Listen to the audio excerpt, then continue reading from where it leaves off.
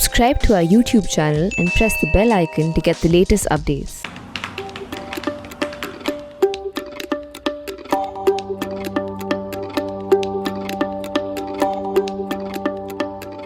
COVID pandemic has also unleashed a rash of viral internet memes, as they are called. And my favorite one lately has been the one where a patient asks his doctor, "So doctor, when do you think will this epidemic end?" And the doctor says, "I don't know, I'm not a journalist." So this is to mock journalists, because anybody who's really knowledgeable doesn't know what's going to happen with coronavirus, but it's journalists who pretend to know everything. So I'm sobered by that meme, and I'm sobered even more because this week's national interest, I am venturing to talk about movies, and movies to the extent that I am wading into the controversy over Sushant Singh Rajput's death, allegedly by suicide. Now, what gives me the right to talk about all this? You might say, just as applying to me the same joke as in that meme, that you know nothing about cinema, you've never covered movies, so how can you talk about the movies? Good point, because I might watch some movies, but the only time I write about movies is when I pick up something that might have a sociological spin to it, or that might make a political point. I do remember I wrote something about based on Dil Chahta Hai almost 20 years ago, saying that this was the first unqualified, unapologetic celebration of being rich in India. And no surprise that came exactly 10 years after the economic reform began. And then Masaan in 2014-15, when once again I said that this is a film now that tells you how the sociology of small town India is changing, and how cheap smartphones, private college education, cheap reasonable private college education and social media are now unleashing forces that can turn your sociology upside down, but rarely about movies. But I do have some experience. I was exposed to something that made me see the darkest underbelly of the competitive side of cinema. That is where I was shepherding the Screen Awards for the Indian Express Group between 2000 and 2013, when I doubled as CEO of the company besides being the group editor-in-chief. I had very little role with the awards, but I just had to make sure somehow that the awards are fair, that the jury is allowed to function unimpeded, and then on the day of the awards, I could go up to the stage and complete a few formalities, and that was all. But it was a challenge and I learned a lot. And what did it teach me? It taught me that there is nothing that film world doesn't have. It has glamour, it has power, it has money, it has dynasties, it has cliques. It's also meritocracy, because remember, for all the power of dynasties, 4 children of Dharmendra tried their luck in the movies, 2 from his previous marriage and 2 with Hema Malini. So that was dynasts from both sides, from both parents. But of the 4 children, the only fame they gathered was sort of middling fame of Sunny Deol's size. Although within their family, they've got 2 parliament seats per generation from the BJP. So it is not just dynasty that works, and that is the debate right now that's carrying on, that somehow Sushant Singh Rajput suffered because of that. My proposition this week is that something else is missing in the film world, and that something else is not even meritocracy. It is a very, very meritocratic world. That something else is respect. Nobody respects anybody. Everybody calls everybody G and pretends to touch their feet if they are a bit older.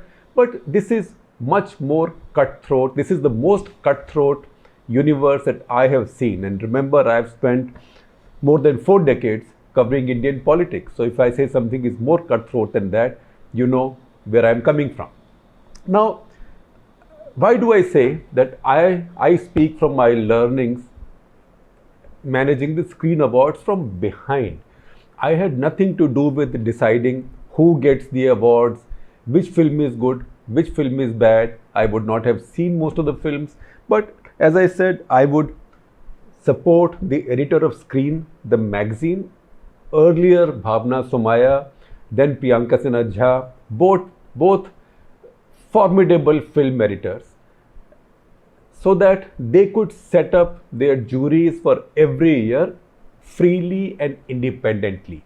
They would also be a reputed chairperson of the jury, and then we would leave it to them, and finally when they gave us the list of the award winners, we went with it, and there was a process for nominations, etc., etc. But the last day of the awards, or the 72 hours leading up to the awards, was a nightmare. It was a nightmare. It got me neurotic all the time, thinking that, oh, the awards are coming. January of the year, Screen Awards are coming. And I had nothing to do with them. But why was I getting so tensed up? Because I knew that now there will be trouble, because only some people can get the awards. So those who don't get the awards will get upset. Some of them will be performing, because now all award functions are also done for television. So they'll be performing. That's where the money comes from. That's where the sponsors come from. TV pays you for these award functions. If stars don't attend, you don't get the ratings. If you don't get ratings, your awards lose value. Stars would then threaten not to come if they were not getting the awards, or if their clique was not getting the awards. And we ended up dealing with this all the time, year after year after year. And we could see then, and I learned then, that there was nothing about fairness, respect. Everybody said so and so G, so and so G, but everybody was there to try and poison everybody else's dinner. One thing completely lacking was the respect for the jury, for film critics, for the media, for elders in the film world, everybody. There was a feeling that everybody is either purchasable, or you can intimidate them. You can scare journalists. You can either buy up journalists by taking them on junkets and in fact giving them cash, not directly. I'm not saying journalists are corrupt generally, but so many of our publications started their paid supplements, their city supplements, which now even declare that you can get yourselves covered for a payment. That's when MediaNet started and all this stuff started. So they stopped respecting journalists, they stopped respecting critics. You could pay by the star, this much for 2 stars, this much for 3 stars, this much for 4 stars. And they did worry about the government, because they knew that they can charm the politicians. You can now see that many of the film stars, they've made a great success of their careers because they charm this government. They've got a powerful government now. They suck up to them and it works for them. In that situation, the institution, or the industry as it's called, loses its center of gravity. Now we mention some specific examples, and these are examples of cliques, these are examples of dynasties, these are examples of fragile egos, these are examples where one thing that didn't matter was fairness. So my first experience of how this works probably came in 2007. Was it 2007? That's where Hrithik Roshan's film came out, Krish. And he won the Best Actor award. Again, we had said nothing to the jury, but he won the Best Actor award. He was also a performer that year. Performers were paid, and they were paid quite a sizable amount through proper contracts and things, etc. So he was a performer.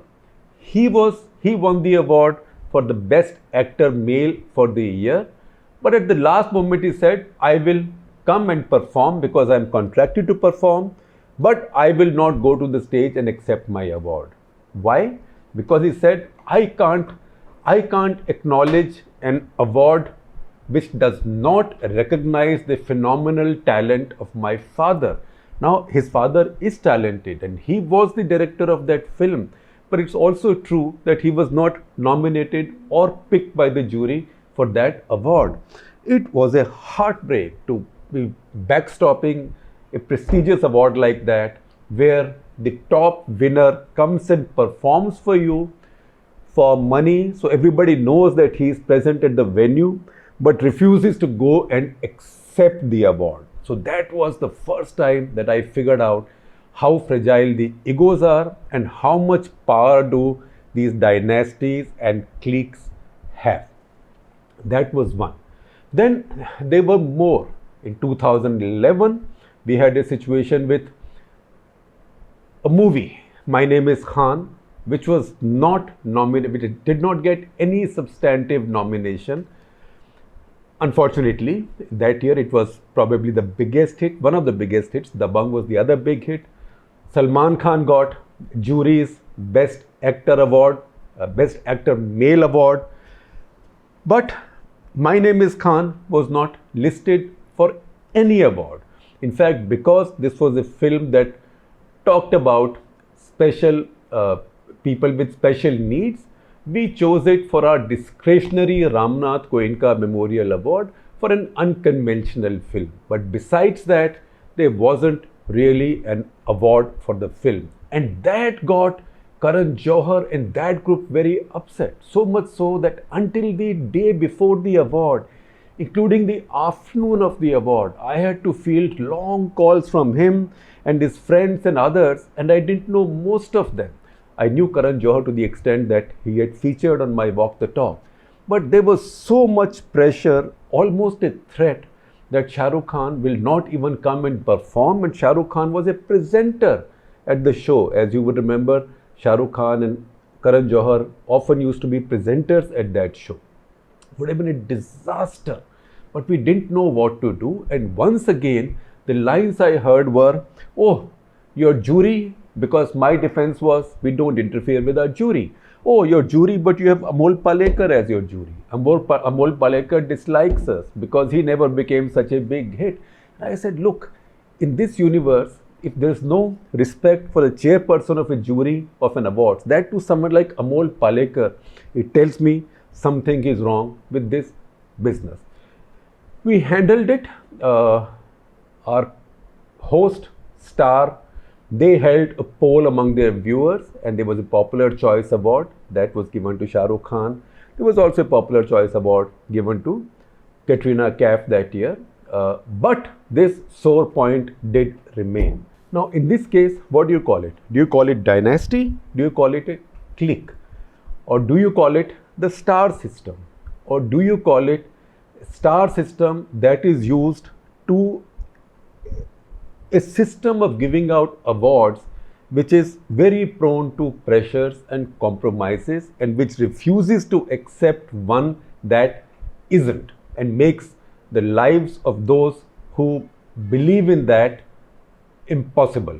The year after my last year of handling the awards, 2013, once again, Zindagi Na Milegi Dobara, fine film.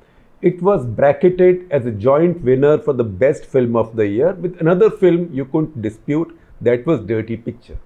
But the best director of the year did not go to the director of Zindagi Na Milegi Dobara. The best director went to the director of Dirty Picture, that is Milan Luthria.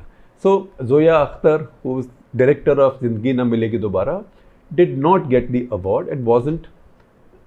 It was nominated, the film was nominated in some categories, but it did not sweep everything. But we had the mortification of knowing on the day of the awards that the entire crew and cast of the film had refused, declined to come and attend the awards. They had decided to mass boycott it. Not just them, but also their friends, to the extent that they said they were organizing a party at the home of one of them exactly at that time. So all their friends will be there and none would come at the awards. Now, what were we expected to do? Were we expected to now overturn the jury's decision? or we had to accept so many of the stars being missing from there. I got exasperated, at least because I know Javed Akhtar and Shabana Azmi in a different context, not in a filmy context, and I know them to be very dignified, mature people. I tried reaching out. Farhan Akhtar did finally relent and come, but he said, I am only come out of respect for you, respect, mind you. But I will not go to the stage and accept the award for the film. So I said, respect for me doesn't matter.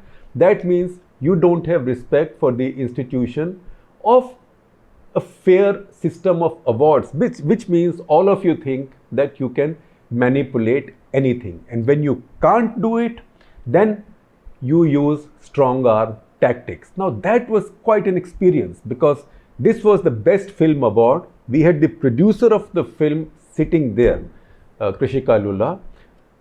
I pleaded with her and I said, you are the producer of the film. Why don't you come up and accept the award? And even she froze in fright.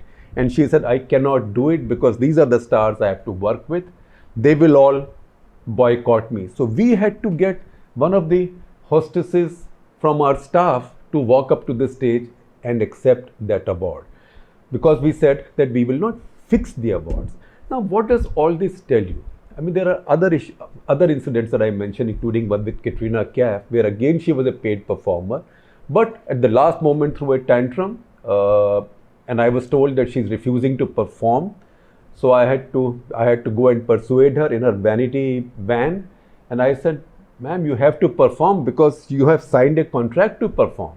And she said, no, I will not perform because they always invite me, don't give me any awards. But she had not come to get any awards. But those awards, they think, can be manipulated. Anyway, we found some way around it, and I think you will find some colorful description in my article. But my experience dealing with all this told me that this world now has no regulation, no respect for anybody, no center of gravity, and this is a place where an outsider, if you were not part of a clique or a dynasty, if you did not have protection of some kind, then you were in deep trouble because you also did not have the luxury of a fair media.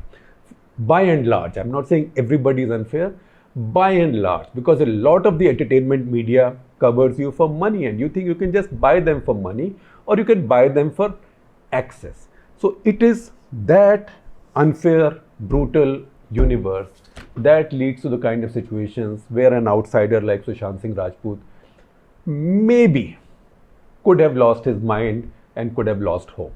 And 1.5 aside before I let you go. Number one, you know that Aamir Khan never comes for these awards because he thinks they are all fixed. And I kept on going to him and saying, look, I am making sure these are not fixed. My jury is independent, you come. He said, when I am convinced that your awards are completely fair, I will come. So finally I went to him. I said, look, these are fair. He said, these, you might keep your awards fair, but how come you have 2 best actors and 2 best actresses? So I said, look, one is an award given by the jury that we keep as fair. The other is viewer's choice. That's an internet poll that our TV partners hold. He said, look, then you are compromised to the extent that you've cleaned them up to the extent of 90%. But even you haven't been able to do it to 100%. And then he said to me, look, my advice to you is that you get off the curb. Not his words, mine. He said basically that you stop this because you are staking out your own credibility on this. You will not be able to ensure 100% fair awards in India. That is the way our film business is. And he was so right. Having said that, one more thing, because I know some people might say that I'm doing kiss and tell because I was CEO of the company and this was happening under my watch. Maybe some of this was privileged. So I'm very conventional and very old-fashioned about these things. Before I got down to writing this and speaking about this, I did pick up the phone and spoke to Vivek Goenka, the owner of the Express, and I did make a disclosure to him that I was going to talk about some of this today.